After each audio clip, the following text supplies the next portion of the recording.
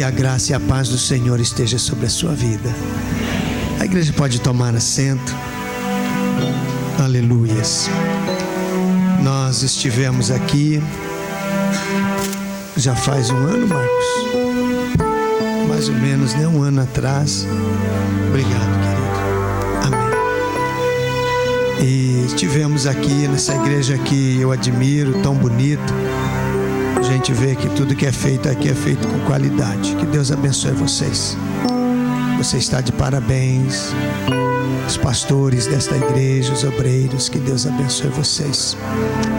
Tenho um carinho especial pelo pastor Rogério, que nesse momento estão passando, né, um período de dificuldade, de luta, mas Jesus está no controle e Ele está cuidando. Pastor Eliane, que Deus abençoe eles. Temos orado por eles. Estamos juntos, caminhando junto. Louvo a Deus pela vida do Marcos, da Marisa e do Yuri, né? A gente tem essa liberdade assim, de chamar do nome, né? Porque são pessoas queridas. Nós caminhamos juntos.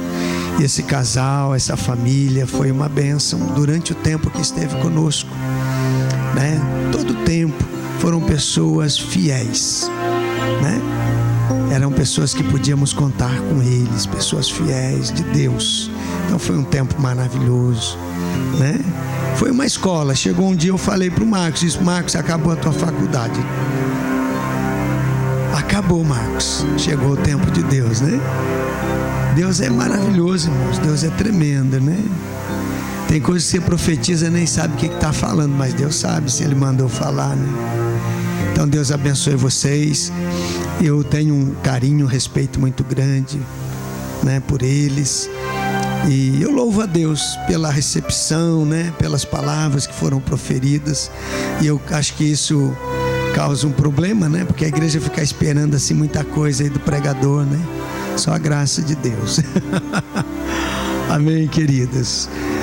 A minha esposa, a pastora Lúcia, não pôde estar comigo. Ela está lá em Brusque, né, na igreja. Eu tive que sair, ela ficou no meu lugar. Estamos com uma agenda um pouco cheia lá na igreja, então ela precisou ficar, mas sempre que ela pode, ela está conosco. Amém? Deus já tem falado aqui nesta noite. Eu estava aqui louvando ao Senhor e conversando com Deus, né, no Espírito. E nós chegamos à conclusão, amados, que dependendo de onde você estiver, pode ser o melhor lugar, mais confortável, aprazível que venha a ser. Se Jesus não estiver lá, não é bom. Mas você pode estar num lugar comum, um lugar simples. Pode ser embaixo de uma árvore, pode ser dirigindo carro na rua, pode ser até numa prisão, ou até no ventre do peixe. Se Jesus estiver ali, é o melhor lugar para se estar. Jesus está aqui neste lugar, então este lugar é muito bom. Aleluias. Como é bom estar na presença de Deus, como é maravilhoso. Nós precisamos ter mais de Deus na nossa vida. O que faz a diferença na igreja é porque ela tem Deus. Quando o mundo olha para o crente, ele gosta do crente, né? Pergunta: quem é aquele homem que vai ali? Ou quem é aquela mulher que vai ali? Lembra de Eliseu? A sunamita disse para o marido: ó, tá vendo aquele homem que passa ali? Aquele homem lá é um homem de Deus. Ela nem tinha falado com ele. Porque o homem de Deus, a mulher de Deus, o jovem de Deus, o ancião de Deus, a criança de Deus, ela tem algo especial. Então nós precisamos ter mais de Deus. É um tempo, amados, de escuridão, né? Aqui está falando, ó, clamor da meia-noite. Porque está corretíssimo esse tema aqui. Porque a igreja está a alguns segundos da hora fatal em que Jesus virá arrebatar a igreja. E os irmãos sabem que a meia-noite é a hora mais escura da noite. É como meio-dia, a hora mais clara do dia, meio-dia. O sol está pino, mas a noite, a meia-noite, é a hora mais escura. E nós estamos vivendo este tempo. Então a luz precisa brilhar através de nós. Então é muito importante que você seja um homem de Deus, uma mulher de Deus, um jovem de Deus, né? Um ancião de Deus ou uma criança de Deus. Precisamos carregar em nós, né, esta luz que é Jesus. Amém? Eu quero meditar. Eu estava orando, pedindo a Deus uma direção. Tem tantas mensagens, tem mensagem que a gente prega, né, irmãos? É aquela coisa maravilhosa. A gente vai embora para casa assim, meu Deus, que maravilha, né? Que palavra. Aí você fala, isso aqui eu vou pregar na onde eu for convidado, né? Quarta-feira Deus me deu uma mensagem no encerramento de uma campanha que nós fizemos na nossa igreja, né? Um novo ano, né? Um novo coração. Não tem como você ser feliz em projeto, qualquer projeto, se você não tiver um coração curado. E Deus nos deu uma campanha assim, e pregamos na última mensagem, né? Ventres sarados por Deus. Tem ventres estéreis que não produz, porque precisa ser curado, né? E Deus nos deu essa mensagem. Eu falei, meu Deus, que mensagem tremenda. Eu vou pregar essa mensagem. Mas o Espírito Santo falou, não, fala sobre alicerces. Então eu quero pregar nesta noite, querido, o compartilhar com a igreja uma palavra muito conhecida, né? Que está em Mateus 7, do 21, melhor dizendo, do 21 ao 29. Alicerces falsos e alicerces verdadeiros. Ok? Diz assim a palavra do Senhor: nem todo que me diz Senhor, Senhor entrará no reino dos céus, mas aquele que faz a vontade de meu Pai que está nos céus. Muitos me dirão naquele dia, Senhor, Senhor, não profetizamos nós em teu nome?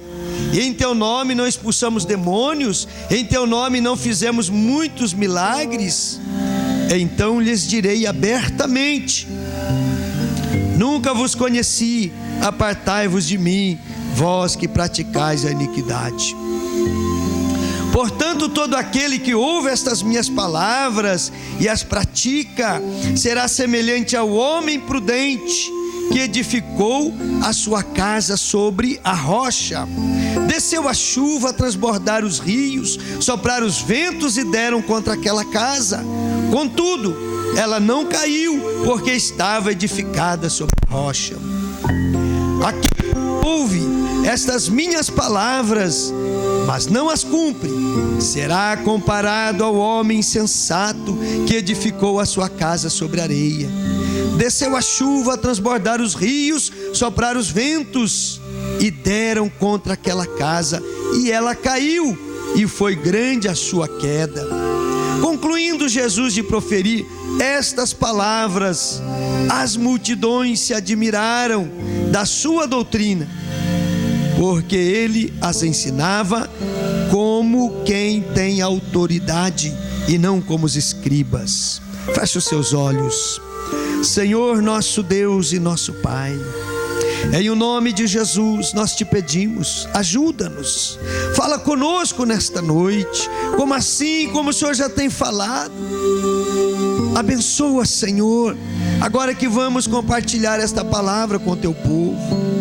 Vem, Senhor, manifesta a tua presença, que haja um canal aberto, Senhor, com o céu, Senhor, e este lugar, e que pessoas sejam curadas, Senhor, nesta igreja, sejam restauradas, fortalecidas, que a unção do Senhor, a unção de graça, de poder, Senhor, de renovação, de cura, de restauração, esteja sobre as nossas vidas, sobre o teu povo, Senhor. Usa-nos como um canal, Senhor, nesta noite, para transmitir a tua palavra, pois a honra, a glória e o louvor pertencem somente a ti.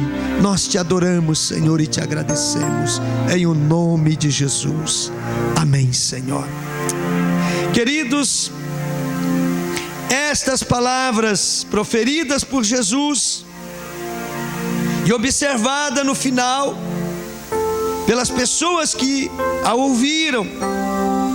São palavras que nos faz pensar sobre a maneira que nós estamos vivendo. Quando nós falamos de uma construção, nós falamos de um alicerce. Ninguém constrói sem um alicerce firme. Por quê? Seria uma estupidez. Se você vai construir uma casa, né, você precisa construir em cima de um alicerce. Então uma casa pede um alicerce. Se você não construir bem, ela vai cair, ela vai rachar. Isso é uma lógica. Foi o que Jesus falou, algo simples, né? E nós precisamos compreender isso, trazendo dentro de uma realidade do mundo espiritual.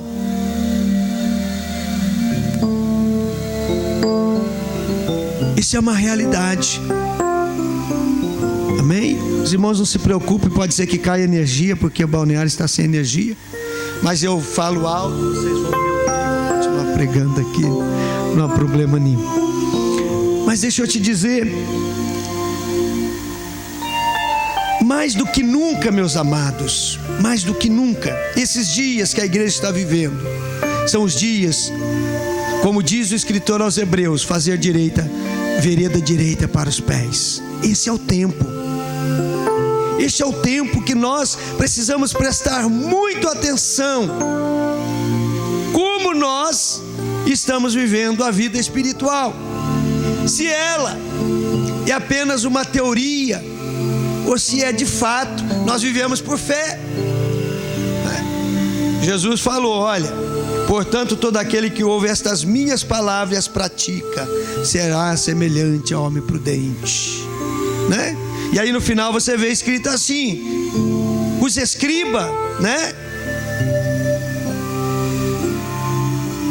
Concluindo Jesus de proferir estas palavras, multidões admiraram da sua doutrina, porque ele ensinava como quem tem autoridade, não como os escribas, né? Então Jesus falou, quem pratica a palavra dele, né, ele vai ser como o homem que edifica a casa sobre a rocha. E quando ele termina as palavras, eles observam que Jesus fala com autoridade, porque era algo que ele vivia, né? Não era uma teoria, mas era uma prática. E é isso, esse é o ponto fundamental. Eu fiz uma campanha, amados, na nossa igreja o ano passado, né, chamado Novembro Renovação. Já de experiência de anos no ministério, nós observamos que quando encerra o ano, muita gente não volta à igreja mais. Sai de férias e fica nas férias, né? E não volta mais. E aí, orando sobre isso, o Espírito Santo me deu um tema lá, Novembro Renovação. Vamos analisar a vida espiritual, vamos trazer para o eixo. Vamos ver o que agrada a Deus. Vamos para continuar, para você não parar, né? Por quê? Porque os dias que nós vivemos são dias difíceis. Você não pode, por exemplo, né, falar uma coisa, ó, Senhor, no teu nome eu fiz isso, fiz aquilo. Jesus vai dizer na cara. E no original está escrito bem isso mesmo, que ele vai dizer na cara, ou seja, dizer, ó, diante da pessoa, não te conheço. Por quê? Porque a vida espiritual não pode ser uma teoria, tem que ser uma prática. Eu preciso pregar e viver o que eu prego, aí está a autoridade, né? E o que o mundo precisa ver é isso. O mundo não precisa de uma igreja, irmãos, cambaleante. O mundo não precisa de uma igreja morna, né? Uma igreja morna, e quando digo igreja, não digo só o conjunto, mas o indivíduo, né? É mais uma maldição do que uma bênção. O mundo precisa de referência. Quem é aquele homem que está passando lá? Quem é aquela mulher que está passando ali? É uma pessoa de Deus, né? Então, nós precisamos entender isso. A sua casa, que representa a sua vida, só resistirá às tempestades da vida apenas se você fizer o que é correto, em vez de falar o que é correto. Jesus falou sobre tempestades que batem contra a casa espiritual, contra a nossa vida. Quem está livre aí de tempestade? Ninguém de nós. Nós estamos vivendo, solidariamente com a igreja aqui, que está passando um momento de uma luta. Não deixa de ser uma luta, uma preocupação. Quem está livre disso, querido? Ninguém. Ninguém está livre.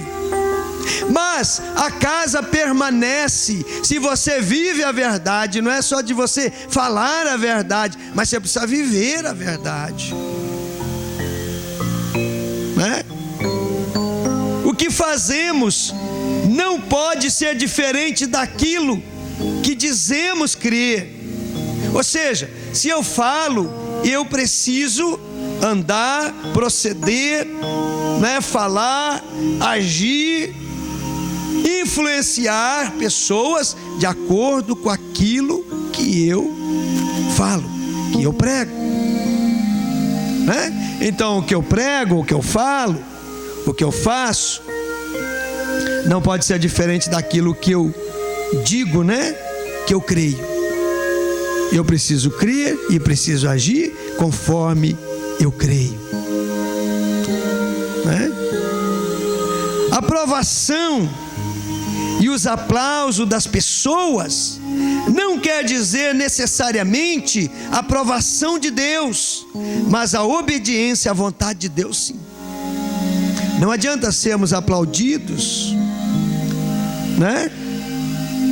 aceito pela multidão.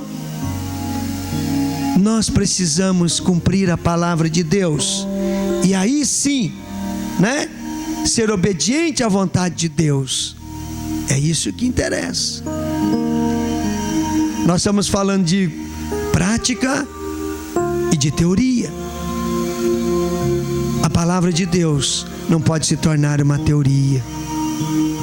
Nós viemos para a igreja, temos aparência de crente, termina o domingo, vamos para casa, as coisas